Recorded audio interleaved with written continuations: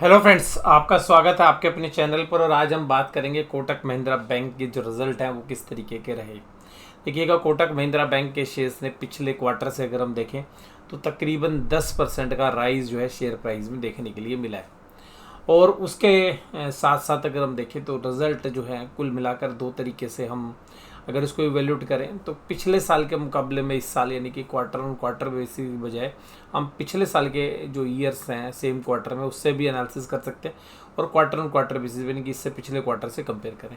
लेकिन मैं आपको कहता हूं कि बैंक के जो रिजल्ट है वो हम पिछले क्वार्टर से ही हमें कंपेयर करने चाहिए, क्योंकि एक बेस तो ऊपर की तरफ बन ही जाता है और कुछ रेफरेंसेस हम पिछले साल से भी ले सकते हैं। तो देखिएगा, जहाँ तक इंटरेस्ट की बात करें तो जो बैंक का जो ब्याज की कमाई हुई वो तकरीबन सेम ही रही, यानी कि जो 13,427 करोड़ थी उससे बढ़कर स्लाइटली हायर साइड पर 13,529 करोड़ रही। और जहाँ तक अदर इनकम्स की बात करें तो 2,622 से 3,182 करोड़ रही, यानी कि तकरीबन 600 करोड़ के आसपास का फ़ायदा यहाँ पर रहा। तो ये जो इजाफा था ये हमें ठीक लगा कि भाई अदर इनकम्स जो है बैंक ने अच्छी तरीके से परफॉर्म करती हुई नजर आई है। बाकी जो इंटरेस्ट की फिगर्स है उसमें कुछ खास विशेष है नहीं। ये जो रिजल्ट मैं आपके साथ डिस्कस कर रहा हूँ ये जो रिजल्ट्स हैं स्टैंड अलोन रिजल्ट्स हैं जो मैं भी आपके साथ चर्चा करूँ। अब अगर हम यहाँ पर ऑपरेटिंग एक्सपेंसेस की बात करें तो 4,638 करोड़ के थे जो बढ़कर तकरीबन 5,000 करोड़ हो गए। अब यहाँ पर देखिएगा, मैं इसको बहुत पॉजिटिवली लूँगा। बेशक से खर्चे बढ़े हैं, लेकिन देखिएगा एक जो एम्प्लॉय की कॉस्ट में जो इजाफा हुआ है अगर पिछले साल से कंपेयर करें तो और इस क्वार्टर से कंपेयर करें तो ऐसा लगता है कि जो नॉर्मल इंक्रीज एम्प्लॉय की कॉस्ट में होता है वो इस बैंक के अंदर देखने के लिए मिला है, जो कि हमें ये दिखाता है कि जो खर्चे बढ़े हैं वो जेनुअनली जो इन्फ्लेशन के साथ एडजस्टेड है। वहाँ पर एक जेनुअनिटी या एक ट्रांसपेरेंसी हमें नज़र आती है। खर्चे बेशक से बढ़े हैं और इसी तरीके से जो खर्चे हैं वो 10,869 करोड़ से बढ़कर 11,240 करोड़ हो गए। यहाँ पर हमें कंफर्टेबिलिटी लगती है एक्सपेंसेस के साथ। जो हमें आईसीआईसी बैंक के एक्सपेंसेस को जब हम मैच करते हैं पिछले क्वार्टर से तो वहाँ पर हमारे को थोड़ा सा जो है जस्टिफाई नहीं कर पाते हम खर्चों को कि भाई ठीक है वो खर्चे बढ़े नहीं जबकि धंधा बढ़ रहा है। तो लेकिन यहाँ पे धंधे में जो एक धंधा बढ़े या ना बढ़े इस तरीके के खर्चे होते हैं सिस्टम में वो बढ़ते ही हैं, तो वो यहाँ पर हमें जेनुअनली दिख रहे हैं। ऑपरेटिंग प्रॉफिट्स में भी देखें तो 5,181 करोड़ से बढ़कर 5,472 करोड़ हो गए। लेकिन अगर पिछले साल से कंपेयर करें तो प्रॉफिट में कुछ भी बढ़ोतरी नहीं हुई है, ना के बराबर है। और अब जो मैं विशेष चर्चा करूंगा आपके साथ कि देखिएगा पिछले कुछ समय से कोटक महिंद्रा बैंक को अपनी असेट्स क्वालिटी के ऊपर, हालांकि एनपीए वगैरह मैनेज करते हैं, लेकिन जो नए स्लिपेजेस होते हैं यानी कि जो नए बैड लोन्स होते हैं वो संख्या पिछले क्वार्टर से बढ़ती आ रही है। ये बैंक जो है सबसे लो स्लिपेजेस के लिए यानी कि जो खराब असेट्स हैं जो लोन इन्होंने बांट दिए उनके लिए जाना जाता था, लेकिन वहाँ पर अब देखिएगा असेट्स क्वालिटी पर एक धीरे धीरे कंट्रोल जो है ख़त्म होता जा रहा है। तो जहाँ पर पिछले साल सेम क्वार्टर में 263 करोड़ के प्रोविजंस थे, यहाँ पर 909 करोड़ के। और मैं सिमिलरली एसबीआई के भी रिजल्ट देख रहा था, एसबीआई में भी प्रोविजंस बढ़ के आए हैं। अब यहाँ पे पिछले साल के अगर कंपेयर करें तो प्रॉफिट आपको लोअर साइड पे मिलेंगे, लेकिन पिछले क्वार्टर से कंपेयर करेंगे तो हायर साइड पे। और यहाँ पर अगर हम ईपीएस को ट्रांसलेट करें तो पिछले साल की जो ईपीएस थी 20 रुपये 60 पैसे, वहाँ से घटकर आ रही है आपके तकरीबन 18 रुपये के आसपास। लेकिन पिछले क्वार्टर से एक अच्छा जंप आपको देखने के लिए मिलेगा। तो क्वार्टर ऑन क्वार्टर बेसिस पर आपको रिजल्ट काफ़ी अच्छे देखने के लिए लगेंगे, लेकिन पिछले साल से कंपेयर करोगे तो रिजल्ट आपको काफ़ी ख़राब लगेंगे। और इसका मेन रीज़न ये है कि पिछले साल के बाद जो है कुछ इनको ऑनलाइन प्लेटफॉर्म्स के थ्रू एडवर्टीजमेंट और नए क्लाइंट जोड़ने के ऊपर जो है रोक लग गई थी, स्पेशली सेविंग बैंक अकाउंट के ऊपर। तो जो कासा है उसके ऊपर भी इनका डेंट पड़ा। तो ये एक मेन रीजंस हैं कि ये जो है पिछले साल वाला प्रॉफिट मेंटेन नहीं कर पाए। दूसरी बात ये कि जो रिटर्न ऑन असेट्स होती हैं यानी कि जो बैंक की जो प्रॉफिटेबिलिटी उसको चेक करने का एक माध्यम वो पिछले साल 0.74 था, और जो ये बैन लगे हैं उसके बाद हालांकि हट गए हैं अब बैन, उसके बाद 0.54 है और यहाँ पर पिछले साल 0.53 था। ये एनुलाइज नहीं है, अगर एनुलाइज करेंगे तो ये तकरीबन 2% से ऊपर बनेगी, 2 के आसपास जो है जाकर बनेगी। तो प्राइस टू बुक वैल्यू भी अगर हम देखें तो कंपनी की 2.2 से ज़्यादा ही ट्रेड कर रही है, 2.5। तो तकरीबन 3 से 5% के आसपास की जो करेक्शन है वो शेयर प्राइस में हो सकती है इस वजह से, क्योंकि return on assets lower side में आई हैं। तो लोअर साइड इसको जो वैल्यू करने का तरीका होता है कि जैसे अगर मान लीजिएगा आपके return price to book value चल रही है अभी कोटक महिंद्रा बैंक की 2.6 के आसपास। और अगर यहाँ से अगर हम डिवाइड करें रिटर्न ऑन एसेट्स को, तो क्योंकि एनुअलाइज नहीं है 4 से मल्टीप्लाई कर देते हैं क्योंकि एक क्वार्टर की है, तो ये तकरीबन आती है 2.2।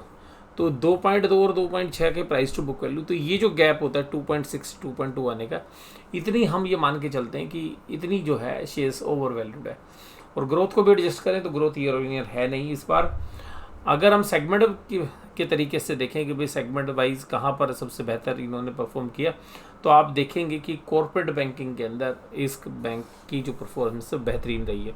लेकिन रिटेल बैंकिंग में पिछले साल के मुकाबले में और पिछले क्वार्टर के मुकाबले में प्रॉफिट्स लोअर साइड में रहे हैं। और रीज़न ये कि रिटेल सेगमेंट में जो प्रोविजंस हैं वो बढ़ते हुए नज़र आ रहे हैं।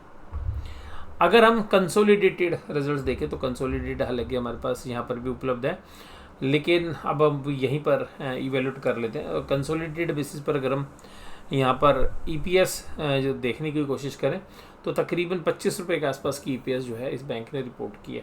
और 111 रुपये के आसपास की पूरी कंसोलिडेटेड EPS आई है पूरे साल भर की। तो तकरीबन शेयर वही 20 के आसपास की पी रेशो पर ये शेयर ट्रेड कर रहा है। अब अगर हम यहाँ परफॉर्मेंस देखें कंसोलिडेटेड बेसिस पे, क्वार्टर ऑन क्वार्टर बेसिस पे, तो प्रॉफिट 8% जो है पिछले साल का सेम क्वार्टर से प्रॉफिट 8% घट के आया। रिटर्न ऑन एसेट जो 2.92 हुआ करती थी वो घटकर 2.36 है। तो यानी कि जो प्रॉफिटेबिलिटी उस पर डेंट पड़ा है।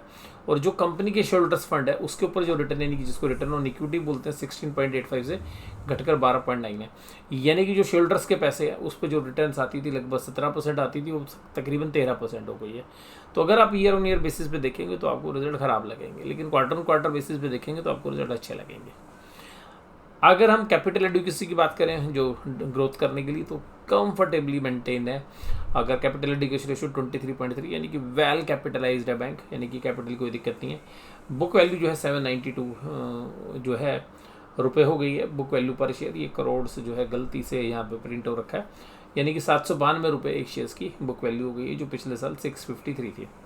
अगर हम कस्टमर असेट्स की बात करें, यानी कि जो लोन बुक है वो तकरीबन 12% साल दर साल बढ़ी है। और अगर हम सेगमेंट वाइज देखें पिछले साल से क्वार्टर के रिजल्ट, तो देखिएगा बैंक में 14% का डेंट आया है। अगर पैट में देखें महिंद्रा प्राइम 34% बढ़ा है। इन्वेस्टमेंट का जो बिजनेस है वो 10% घटा है, उसमें प्रॉफिट। इंफ्रास्ट्रक्चर डेट फंड में 20% आया है, क्योंकि इंफ्रास्ट्रक्चर डेट फंड में एक अच्छी रिटर्न्स जो है देखने के लिए मिली। और उसका मेन रीज़न ये है कि जो गिल्ड फंड्स हैं या जो इन्फ्लेशंस हैं उन पर जो है एक बेहतर असर जो है इस तरीके की कंपनी को मिला है। माइक्रो फाइनेंस धंधे में 219% की कटौती हुई है, 73% सोनेटा फाइनेंस का बिजनेस बढ़ा है। सिक्योरिटी बिजनेस में देखिएगा शेयर बाजार में सिक्योरिटी वाली जो ब्रोकरेज वाली जो कंपनी है उसमें बेशक से लॉस है, लेकिन जो AMC वाला बिजनेस है वो काफ़ी बेहतर चला है। वहाँ पे 143% का प्रॉफिट हमें देखने के लिए मिला है। ओवरऑल कंसोलिडेटेड प्रॉफिट 8% घट कर आया है। अगर हम पैट को अगर देखें कंसोलिडेट पूरे साल भर के दौरान, तो देखिए कोटक महिंद्रा बैंक का प्रॉफिट साल दर साल लगभग फ्लैट रहा है।